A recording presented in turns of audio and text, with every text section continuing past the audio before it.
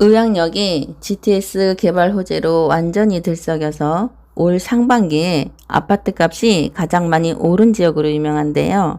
현재 매물로 나와 있던 물건들도 다 들어가고 빌라까지도 가격이 많이 오른 상태랍니다.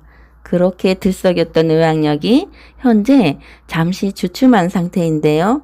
GTX-C 노선이 인덕원으로 발표가 났기 때문에 대부분의 사람들이 의왕역이 GTX 노선에서 멀어졌다고 생각하시는 분들이 계신데요.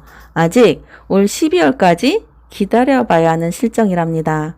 의왕역은 아직 충분히 가능성이 있는 것이 일단 국토부에서 노선을 3개까지 더 추가할 수 있다고 했는데 사업성을 고려했을 때 굳이 정차하지 않을 이유가 없고 GTX 의왕역 정차 비용의 편입 분석 결과가 경제성 확보가 가능한 것으로 제시되었으며 기존의 열차 운영 계획을 최적화해 열차 간 간섭 없이 선로 용량 유지가 가능하고 표정속도 저하가 미미한 수준으로 기술적으로 문제가 없는 것으로 보고되었다고 합니다. 특히 수원발 GTX 첫차의 대기 공간으로 의왕역의 여유 선로를 활용할 경우 남부 지역의 차량 주방 문제를 해결할 수 있으며 이는 역 신설 및 차량 기지 건립을 위한 사업 비용을 크게 절감할 수 있어 경제성 측면에서 유리한 조건임을 설명하였답니다. 의왕역의 최대 장점은 역사 건립비가 들지 않는다는 것입니다. 역사 건립비는 의왕시에서 모두 지원하기로 하였기 때문이지요. 지리적으로 보면 의왕역은 의왕 시민뿐만 아니라 광역 교통 여건이 열악한 남군포, 북선 인근 지역 주민들도 이용할 수 있는 위치로 의왕역을 거점으로 부곡지역, 재건축과 어람 초평지구, 의왕 테크노파크 등 택지 개발 산업단지 조성이 추진 중에 있어 지속적인 인구 유입에 따른 장래 이용 수요가 크게 증가할 것으로 예측이 된답니다. 이런 요소를 살펴볼 때도 사업자 입장에서 주방만 하고 정차를 안 할 이유가 없다고 판단이 된답니다. 현대건설은 의왕역을 추가할 의지가 있고 의왕역 신설에 타당성이 있는 만큼 국토부는 이를 긍정적으로 볼 것으로 예상이 된답니다. 다시 한번 의왕역이 GTX-C 추가 정차역이 가능하다라고 보는 이유에 대해 설명해 보자면 첫째, 표정속도에 이상이 없다는 것입니다. 의왕역은 삼성역까지 30분 안에 도달해야 하는 표정속도에 이상이 없는 것으로 조사되었답니다. 둘째는 국토부가 의왕역을 주박시설로 이용하기로 하였는데 여기서 혐오시설인 주박시설만 우리 역에 신설하고 정차는 하지 않는다면 지역 주민들의 반발이 매우 거세질 것으로 예상이 된답니다.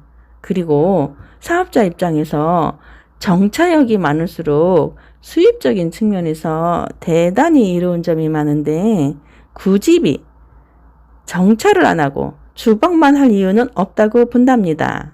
더욱이 현대건설은 의왕역을 추가로 정할 의지가 많으나 다만 제안서에만 넣지 않은 이유는 총사업비 추가 문제를 검토했을 때 초과가 되면 입찰 경쟁에서 밀릴 것으로 예상이 돼 제안서에만 넣지 않은 것으로 보여진답니다. 더욱이 의왕역 주변에 현대차에서 가지고 있는 토지 가액이 수천억 원이 넘게 나오는 것을 고려했을 때 현대건설이 의왕역을 추가 정차역에서 제외시킬 것으로는 보여지지 않는답니다. 셋째는 의왕역은 역사 건립 비용을 의왕시에서 모두 부담하기로 하였기 때문에 사업자의 입장에서는 매우 메리트가 있는 상황이랍니다. 그리고 통상적으로 주박시설을 사용할 때는 거기에 정거장을 하나 놔주는 게 일반적인 관례이기도 하답니다. 의왕역은 GTX 개발 호재로 핫한 곳이기도 하지만 자연 경관이 아름답기로 유명하기도 하답니다.